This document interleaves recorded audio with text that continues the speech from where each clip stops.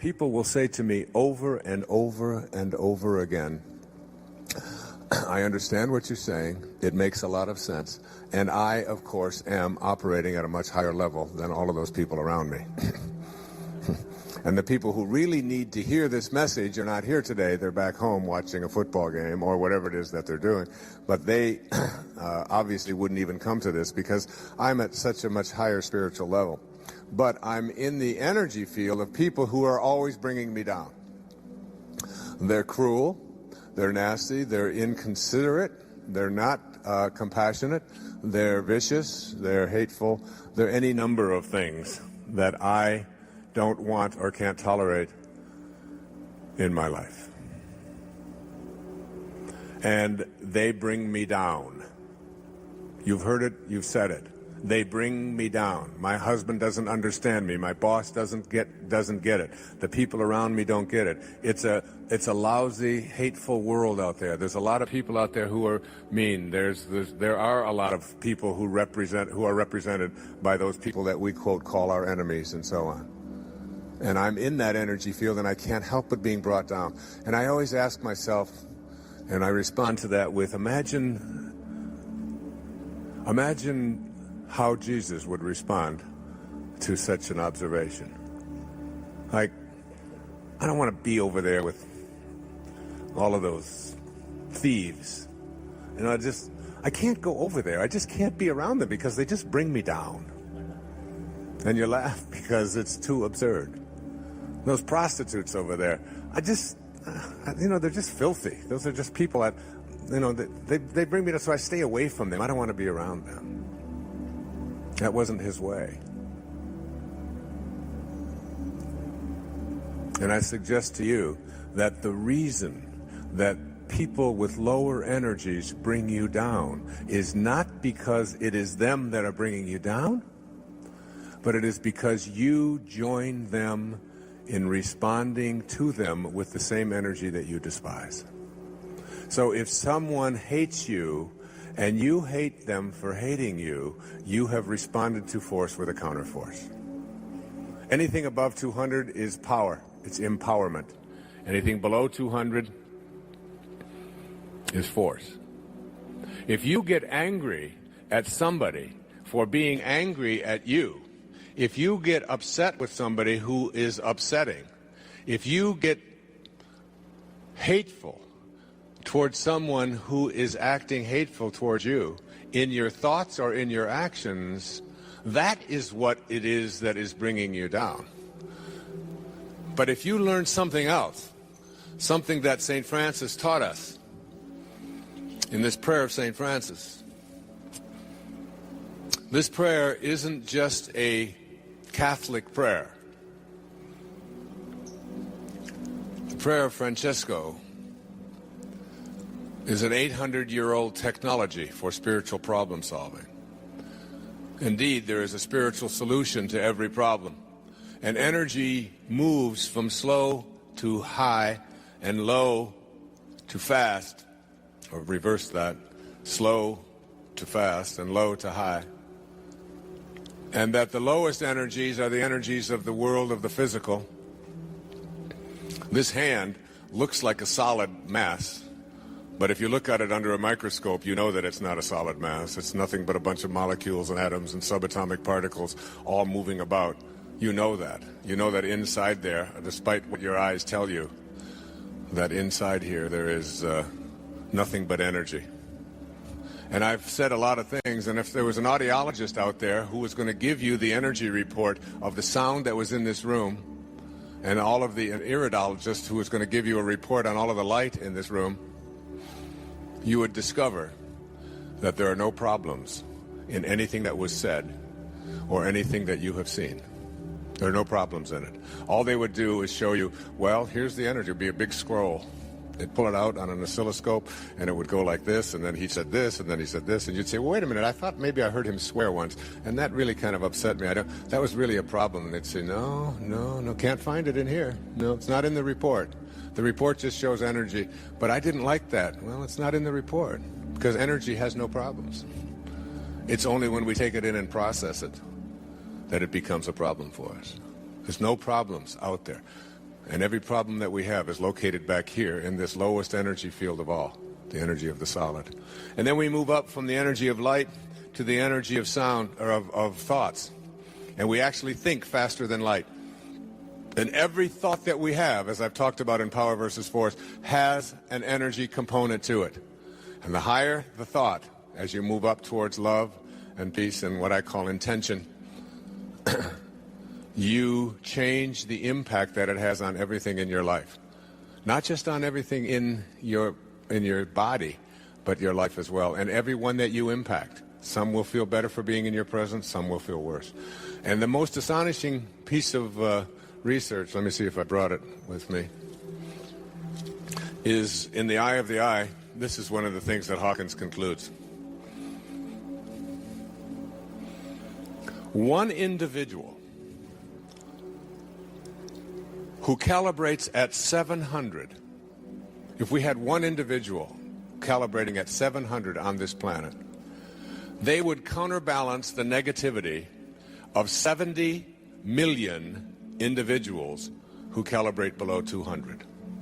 One person at 700 can counterbalance 70 million individuals who are at force or below. Imagine if there weren't people, enough people, who were moving the energy level of all of humanity with whom we are all connected. If we didn't have these people and this energy and this music and these books and these words and even events such as this going out across the world on the internet and so on, if we didn't have this and we moved our collective consciousness to a place where we didn't have enough people above the 200 range, the collective negativity of the people who live at this energy level would self-destruct the entire human race. That's for you to know how important and significant it is for you to live at these higher levels. And what did Francesco, and when I wrote Spiritual Solution to Every Problem, this photograph, which calibrates just a little bit under 600, which means that carrying the energy, if you look at the last 3 books of mine that have been written, this one, A Spiritual Solution to Every Problem, the 10 Secrets book, and the Getting in the Gap, notice the design, notice the feel, notice the photos, notice the drawings, notice the way that it feels in your hand, because everything has an energy. And we can design books, and we can design to understand. When Linda held the CD next to her of Sky's Music, and then she held the aspartame, one of them made her go strong and one of them made her go weak. Everything has an energy. And when Nisargadatta said to me, you don't have to read this book, he said, this was in 1982, he said, just carry it with you. It was called I Am That. Just carry it with you, and the energy from the words that you carry with you will impact those around you. I said, this is just a crazy old fart. What could he be talking about? How could, and some of you are probably thinking that about me today. How could a person say that just carrying something around could impact? And then I began to see the research, and Power versus Force came into my life, and Dr. Hawkins, and I began to see that I can make an impact and a difference just simply by the things that I carry around with me, what I wear, how I speak, what I listen to. I can make, and I can carry something around. This photograph was taken in Assisi after I carried a young man named John Grable up the steps of this castle, and he had muscular dystrophy. And we were going up the steps, and suddenly, as I had him, he said, I can't go any further, because he walked like this. He had these huge braces, 20-pound braces on his legs, and he had to do this in order to get up each step. And then he had to take this one and go up the step. But this had a circular staircase in it, and it started to narrow, and he couldn't get his leg out any further. He could only go like this far. And he said, Wayne, he said, I can't go up any higher. I can't. And there was a line of people below us. And I said, John, all you have to do is put your arms around my back, and I'll carry you up the steps. And he weighed about 200 and some pounds with his braces. 6'1" man, 22 years old. And he got on my back, and I started carrying him up the steps, and then I remembered a couple of things. First, I remembered that I was 60 years old. And the second thing I had forgotten was that I had had a very serious knee injury. And I had been told that it was pretty seriously injured. I might even have to have surgery on it, possibility of replacement, all of that kind of stuff. And I couldn't even play tennis or run without a brace on it for the previous several years. And as I got about 4 or 5 steps up that castle, suddenly my leg just started to buckle. And I realized that we were going to collapse, and I could see the headlines in the Assisi Daily News. You know, Guru collapses and 2,000 people are all tumbling down this. And suddenly, the night before, I'd given a lecture on Francesco, and I had talked about his biographer, Nikos Kazantzakis, who had called him the last Christian, and what his calibration level was. I had been talking about that. And I saw St. Francis. I saw him standing right there before me. And it was a transformation in my life. And my leg righted itself, and I stood up, and I started walking up those 3 flights of stairs.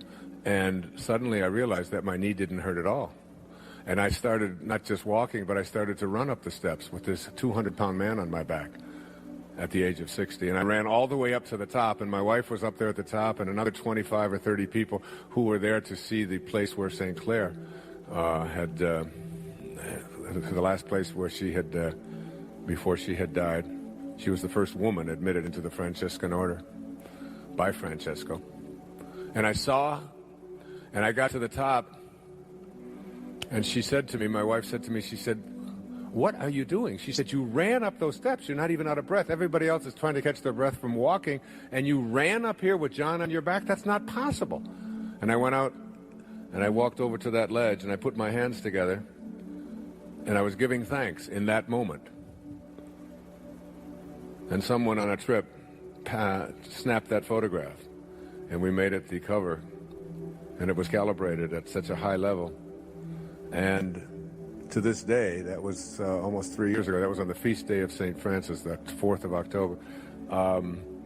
I play tennis on this. I run on this knee. I haven't worn a brace since. I can dance on it. I could just, it's like the knee has been totally complete. No man who is occupied in doing a very difficult thing and doing it very well ever loses his self-respect. As soon as you trust yourself, you will know how to live. You can't give away what you don't have. Of course you can't give away what you don't have. That seems so obvious that you may be wondering why I would make it one of my 10 secrets for success and inner peace. It's because I found that most people who don't enjoy inner peace and success in their lives have failed to master this simple truth. Think of the people you know who give love in response to negative energy that's directed their way. There aren't very many people who respond lovingly in that situation. The ones who do are able to do so because they have love to give away. They know that it's impossible to give away what they don't have, and they've gone that extra mile to acquire what it is that they want to both attract and give away. If love and joy are what you want to give and receive, then remember that you can't give away what you don't have, but you can change your life by changing what's inside, if you're willing to go that extra mile. Changing what's inside. Consider the following concept of your inner reality. Your thoughts create your reality because your thoughts determine how you respond to situations in your daily life. Those responses are the energy you have inside of you to give away. If you feel anger, it's because you have anger energy in your body. Like everything in our universe, your thoughts are a form of energy. Everything that you feel and experience is the result of what I call attractor energies. This means that you get back what you put out into the world. Thus, what you've attracted to you is what you have to give away to others. Low energy attracts low energy. Some of the low energy thoughts are anger, hate, shame, guilt, fear. Not only do they weaken you, but they attract more of the same. By changing your inner thoughts to the higher frequencies of love, harmony, kindness, peace, and joy, you'll attract more of the same, and you'll have those higher energies to give away. These higher and faster frequencies that empower you will automatically nullify and dissipate the lower energies in the same way that the presence of light makes darkness disappear. Loving and respecting yourself. By becoming more loving toward yourself, you will attract more of the higher, faster energies and begin to change what's inside you. In your thoughts, cultivate an inner voice and attitude that's 100% of the time for you. Imagine an aspect of yourself that only supports and loves you. You might schedule a certain time of the day when that's the only thought that you allow yourself to pay attention to. Gradually, this attitude will extend to other people, even if you can only do it for a minute or two. You'll begin to receive this energy back and ultimately be able to send thoughts of love and joy to everyone and everything in your world. Notice when your thoughts drift into the lower energy of ridicule or hate or guilt, and change the thought at the very moment if it's at all possible. If you're unable to change the thought, then at least love yourself for what you did do, that is, for noticing. Make a pact to remind yourself often of this secret of not being able to give away anything that you don't have. Then work on your personal program of self-love, self-respect, and self-empowerment, and create a huge inventory of what you wish to give away. One of the lessons I continue to learn and practice is that the universe responds with the same energy that we send out. If you attract a lot of people who wish to take advantage of you, you need to consider what you're doing to attract victimizers into your life. If you run into anger a lot, explore the angry thoughts you have inside of you.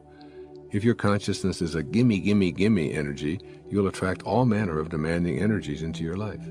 You know if this is true by the number of deadlines not being met, or demanding bosses or customers you encounter, and the feeling of being a victim. Send out gimme, gimme, gimme energy to the universe, and it will do the very same to you in return. If what you give is self-respect and self-love, the universe, via the attractor energy, will return the love and respect you've been radiating. It's really so simple. You can't give away what you don't have. The irony of giving. If you wanted to give a dozen oranges to your neighbor as an expression of love, you obviously would need to be in possession of 12 oranges.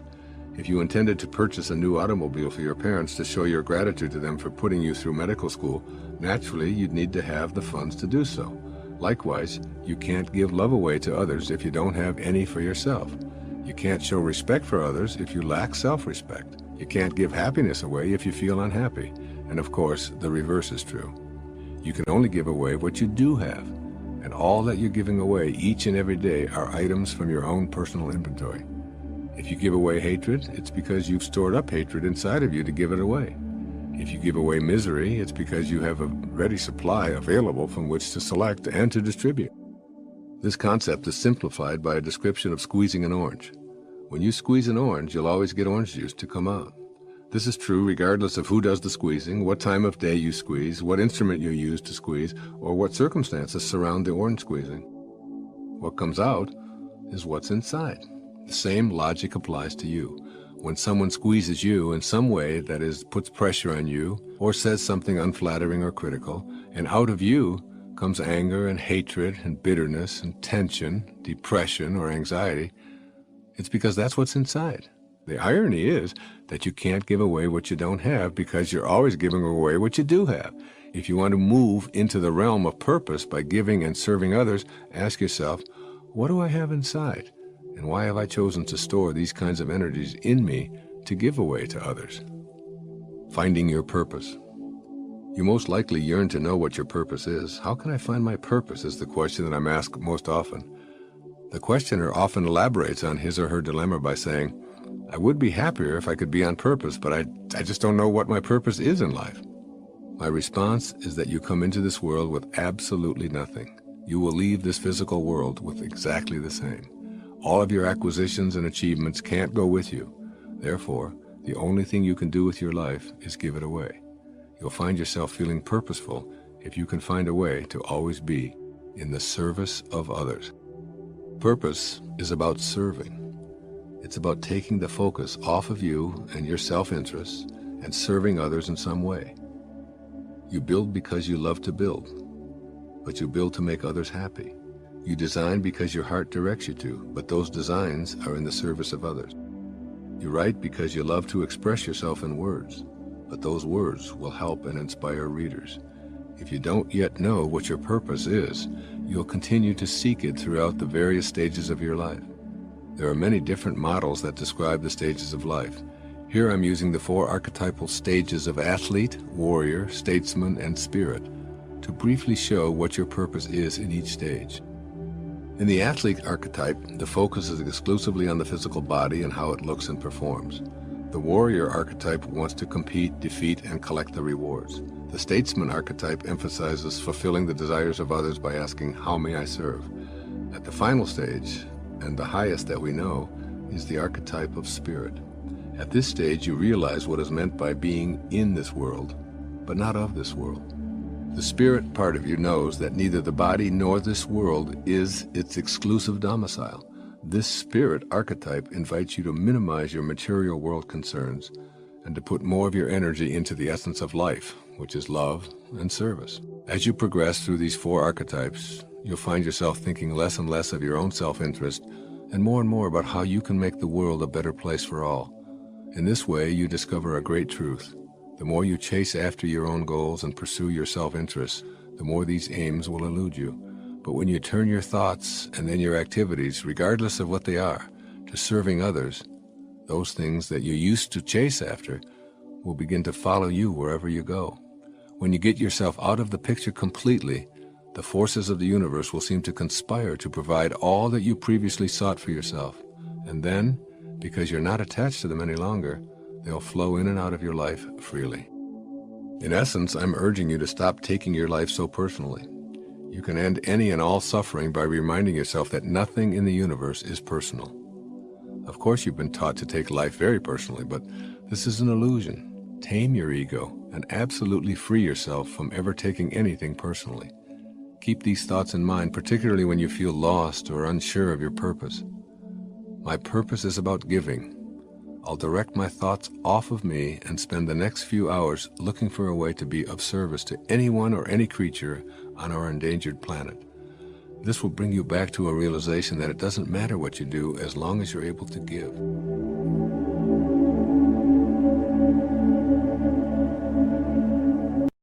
Many of your choices remain unexplored because of a hopefully well-intentioned conditioning program designed to make you fit the culture of your caretakers. You probably had next to no opportunity to disagree with the cultural and societal arrangements made for your life. There may have been some adults who encouraged you to have an open mind, but if you're honest with yourself, you know that your philosophy of life, your religious beliefs, your manner of dress, and your language are a function of what your tribe and its heritage determined was right for you. If you made any fuss about going against this preordained conditioning, you probably heard even stronger voices insisting that you get back in line and do things the way we've always done them. Fitting in superseded having a mind that was open to new ideas. If your parents were Jewish, it's unlikely that you were raised to honor and respect the Muslim religion and vice versa. If both your parents were Republicans, it's improbable that you heard the virtues of the Democratic Party extolled. Whatever the reasons our ancestors may have had for not having open minds, it's true that they inhabited a much less populated world than we do. In today's overpopulated world, we simply cannot continue to live with those old styles of closed-mindedness. I urge you to open your mind to all possibilities, to resist any efforts to be pigeonholed, and to refuse to allow pessimism into your consciousness. Having a mind that is open to everything and attached to nothing seems to me to be one of the most basic principles that you can adopt to contribute to individual and world peace. No one knows enough to be a pessimist. Find an opportunity to observe a tiny little green sprout emerging from a seed. When you do, allow yourself to feel the awe of what you're seeing. A famous poet named Rumi observed, "Sell your cleverness and purchase bewilderment." The scene of an emerging sprout represents the beginning of life. No one on this planet has even a tiny clue as to how all of this works. What is that creative spark that causes the life to sprout? What created the observer, the consciousness, the observation, and perception itself? The questions are endless. A short while ago, Earthlings in the space program were moving a tiny vehicle on Mars via remote control. Invisible signals took 10 minutes to travel through space and arrive to make right turns and instruct a scoop to pick up some Martian real estate to examine. We all marvel at such technological feats, but think about it for a moment. In an endless universe, Mars, our closest neighbor, is the equivalent of moving a billionth of an inch across any page that you might be reading. We move a little vehicle on a neighbor next door, and we're so impressed with ourselves. There are billions and billions of planets, objects, and stars in our galaxy alone. And there are uncountable billions of galaxies out there. We are a speck in an incomprehensibly vast universe that has no end to it. Think about this. If we found the end, would there be a wall at the edge of the universe? If so, who built it? Even more perplexing, what's on the other side of the wall, and how thick is it? How can anyone be a pessimist in a world where we know so little? A heart starts beating inside a mother's womb a few weeks after conception, and it's a total mystery to everyone on our planet. In comparison to what there is to know, we're only embryos ourselves. Keep this in mind whenever you encounter those who are absolutely certain that there's only one way to do something. Resist being a pessimist. Resist with all your might, because we hardly know anything at all in comparison to what there is to know. Can you imagine what a pessimist who lived only 200 years ago would think about the world we live in? Airplanes, electricity, automobiles, television, remote controls, the internet, fax machines, telephones, cellular phones, and so on. All because of that spark of open-mindedness that allowed progress, growth, and creativity to flourish. And what of the future and all of your tomorrows? Can you picture faxing yourself back to the 14th century? Flying without machines? Telepathically communicating, demolecularizing yourself and rearranging yourself on another galaxy? Or cloning a sheep from a photograph of a sheep? An open mind allows you to explore and create and grow. A closed mind seals off any such creative explanation.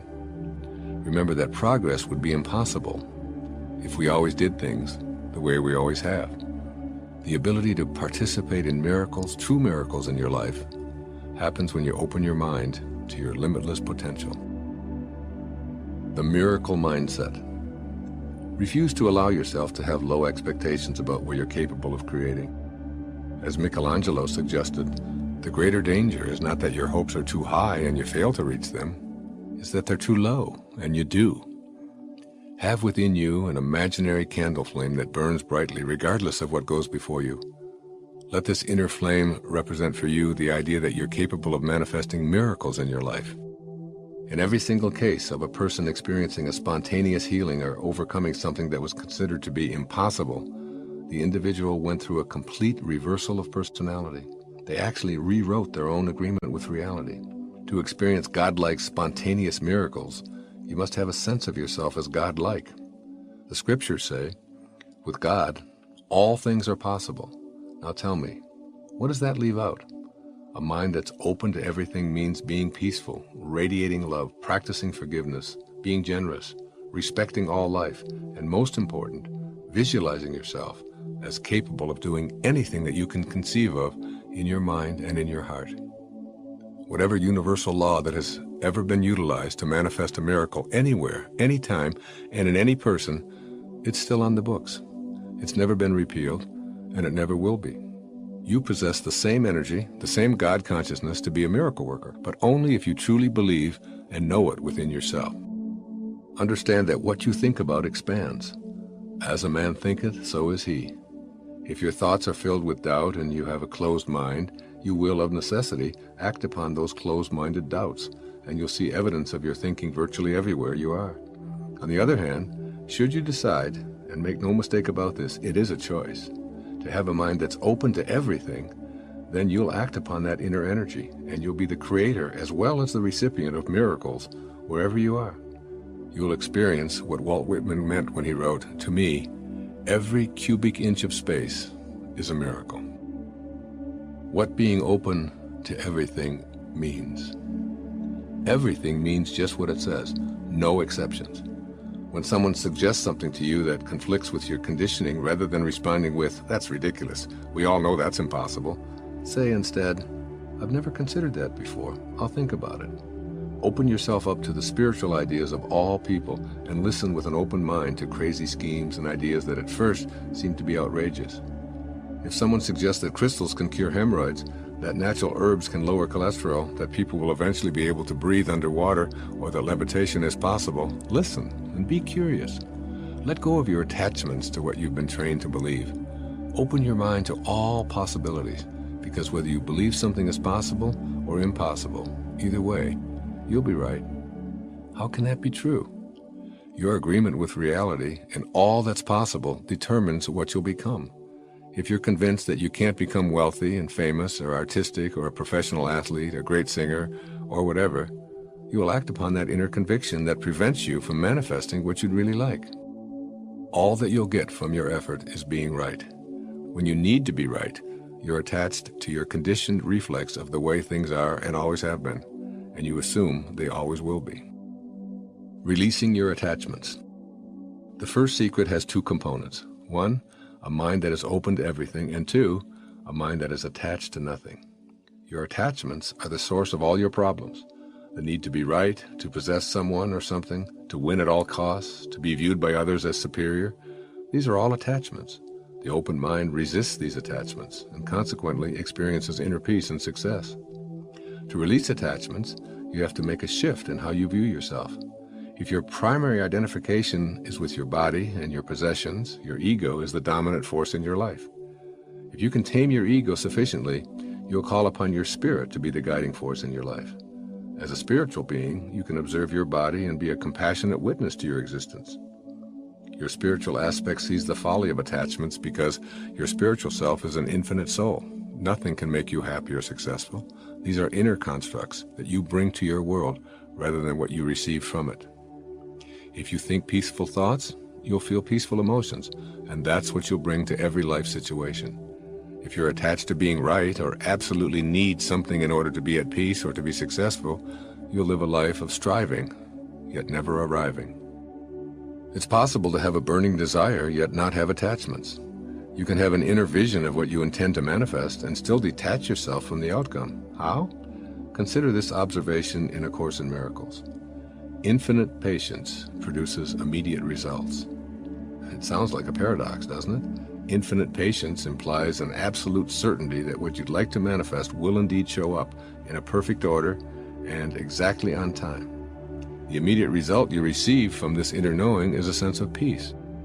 When you detach from the outcome, you're at peace, and you'll ultimately see the fruits of your convictions. Suppose you had a choice between two magic wands. With wand A, you can have any physical thing you desire by simply waving it. With wand B, you can have a sense of peace for the rest of your life, regardless of what circumstances arise. Which one would you pick? A guarantee of stuff or inner peace for the remainder of your life? If you opt for peace, then you already have wand B.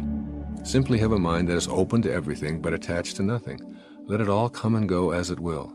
Enjoy it all, but never make your happiness or success dependent on an attachment to anything.